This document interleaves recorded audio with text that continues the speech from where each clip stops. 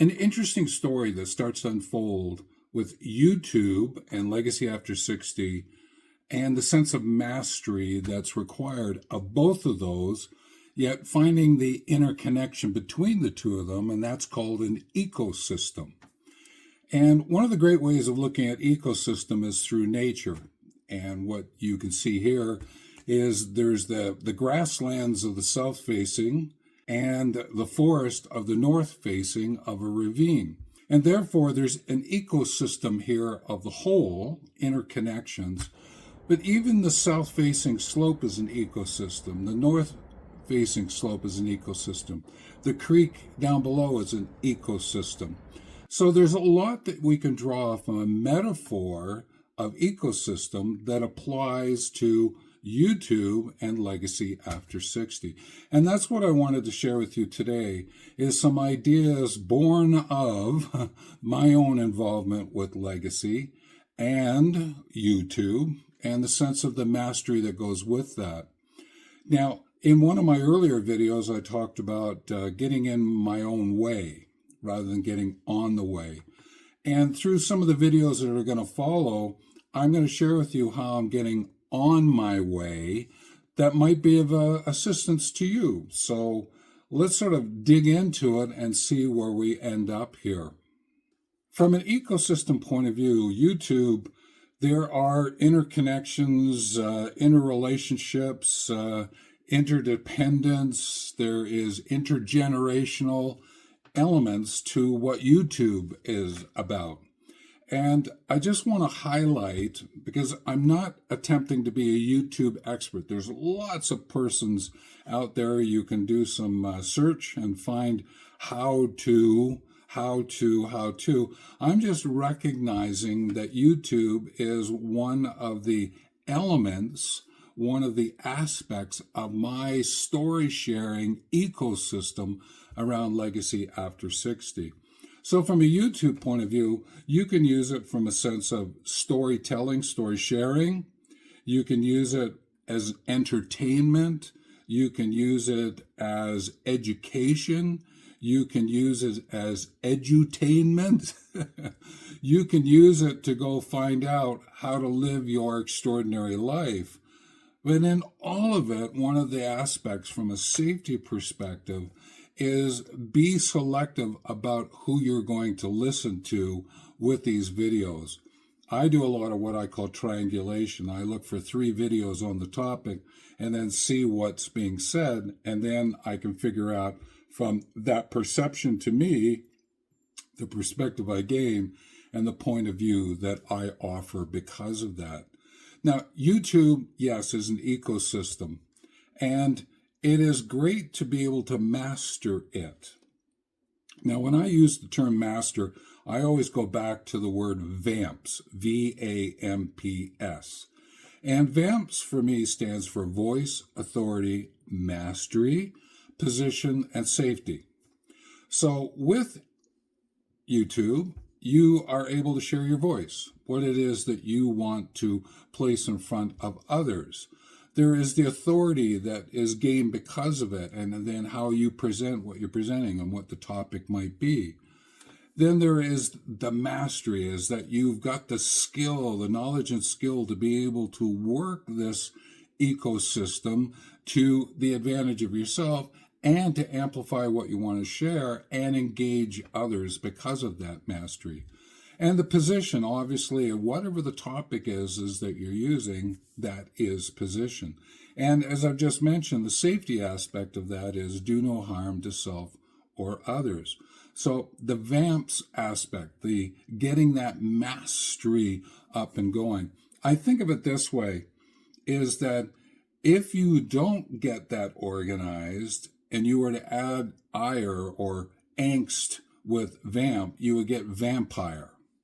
Story there, versus vamping it, putting an ing there and using it as a process to improve, focus, and strengthen. When I jumped back into this revitalizing the channel at 71, I had to ask myself a number of different questions. And this helped me with this VAMPS and getting the mastery that links me into this Legacy After 60 program and platform that I'm offering up. And there was 4 elements to this. The first one is, did I want to make money, or did I just want to share what it is that I have to offer? Because you can monetize YouTube. You can just do it for the sake of doing it. I chose sort of somewhere in between. When I first got on, I was looking at the monetization and doing what I needed to do. And then I gave myself a little bit of a break, and I said, it's okay. Give yourself some time and space. If that comes, great. But you may want to do a little bit more than just share videos from an entertainment point of view or education point of view. So I've sort of got a hybrid going on now, and it's linked to that transmedia story that I'm sharing through the channel now that you may want to use yourself. But I'm just chatting about the YouTube aspect of it today. The next thing is that did I want to curate what I have created or just share ideas?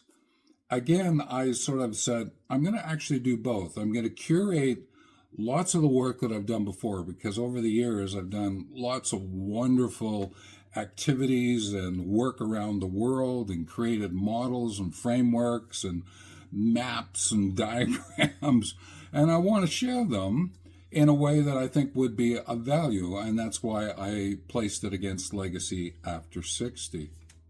Then there was the thoughts of short or long or somewhere in between.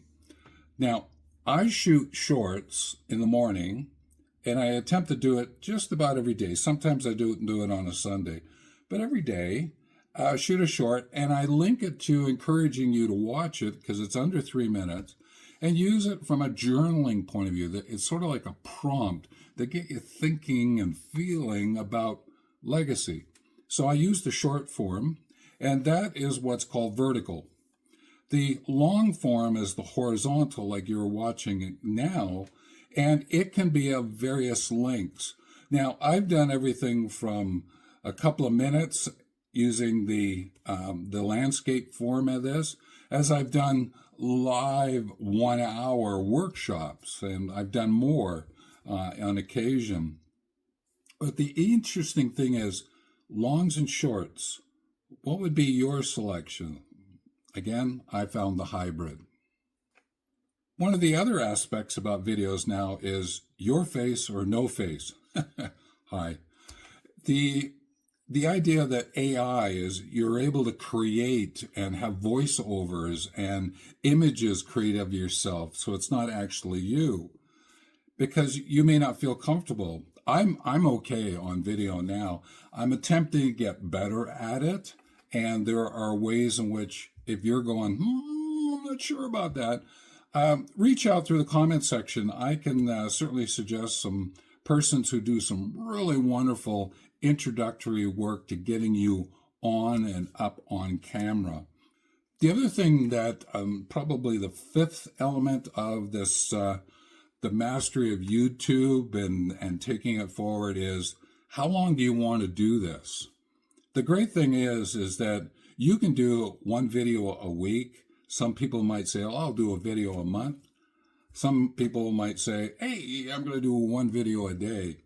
Actually, at one point, I took up the challenge. Can I create 90 videos in 30 days, shorts and longs? I did it. I don't want to repeat it, but it's doable. And you can find that sort of duration of an uploading system that you want to take place. Now, I bring up this sense of the kind of videos you could create, some of the elements of the videos, because there's mastery there. There's decisions that have to get made, just as though you are walking into your Legacy After 60 decisions. What's your legacy? What's the useful what you're going to gift others so that they can learn something from you? Those useful what's are time, effort, and money, and therefore the format of using YouTube. Now, I use YouTube as an anchor for my transmedia story sharing. So I use different other platforms to share different aspects of the story of legacy. So Substack, I'm writing about Solace Grove, a town that I've created, and the characters and how they're learning about legacy. On medium.com, I am writing stories in general about legacy and putting them up there as ways in which to educate and maybe entertain a little bit, but certainly educate about legacy and how legacy unfolds after 60, but also encouraging those in their 50s to get into legacy as well. And then I post different images or stories up on other platforms, and once a week on LinkedIn, I put up a newsletter about the experience as legacy or experience of as legacy. And I'm linking it a little bit more into the audience of LinkedIn. So there are different ways in which I'm coming at it. And what I'm doing is I'm using this storytelling platform across media platforms to bring out the story of legacy after 60. In linking this legacy after 60 with YouTube and the videos and the ecosystem that's getting created, like the interconnections, the interdependency, the interrelationships, the intergenerational aspect of it, which is creating a whole, that's what I'm looking at doing here, is that I'm encouraging people to think through the lens of legacy. Now, legacy is often linked to estate planning, or it has a faith-based element to it. Some people are starting to use it as connecting to software and software gaming, and others are actually using it and putting it against buildings and construction of housing systems. So I'm talking about legacy is about to live the legacy you intend to leave. Instead of thinking about legacy later on before your transition, live it after 60 through the decisions you make each day, through the activities that you get involved with, the conversations that you're having, the interactions that are taking place because of you living this legacy life, figuring out your gifts for others to learn something from you. Now, within that, there are two elements in using the YouTube connection. Do you want to be a catalyst who impacts or a content influencer? So an impactor because you serve as a catalyst, you spring forward new ideas through mentoring or just sharing your insights? Or are you a content influencer being able to say, hey, listen, this is a way in which you do quilting. I thought I'd share some ideas. This is the way in which you write stories. Here's some ideas. Now, again, that legacy, the catalyst to impact, the content to influence, there's a decision there. I've taken up probably something in between. I'm not going to sort of jump out and say, I'm an impactor. And I'm not going to just say, I'm an influencer. I'm sort of something in between. And I sort of call myself a legacant, which is a term I will be introducing more and more as time goes by through the videos, is that from a legacy point of view, I'm an agent sharing ideas, legacant. And I'm a guide, a mentor, a legacy mentor along the way, a guide on the ride. And that'll prove itself out as I interact here and share with you. I think what I've really learned through connecting the YouTube as an anchor to this transmedia platform that I'm creating and living a legacy life after 60 for myself and thus sharing it with you through this video is, am I thinking about the minutes and months, or am I thinking about monuments? I guess I'm not really into monument building. A little bit more than minutes, so I'm probably months. And being able to encourage that involvement, that movement for yourself about living your legacy life, whether it's on YouTube or not. These are the decisions that you can make. And through the videos that I'm placing up on Thursday, my experience of what's unfolding, then maybe there's something here that can be of assistance to you. And what I'm sharing is really about the shaping, the sharing, and the scaling of your legacy, using YouTube as one example. It's about the exploration, the finding, the discovery, the describing, the explaining, all of these aspects coming together in living your legacy life. Because with that, you can then share what is it of your life or your life that is now unfolding that you'd like to gift to others. That's a wonderful lens to live an extraordinary life, is it not? And moving forward, there are videos on the channel I encourage you to watch. The reference to the shorts, the playlist, great for journaling. And the other video that's here takes a topic and extends it, expands it for you. So with that, remember, comments down below, and always and in all ways, take care.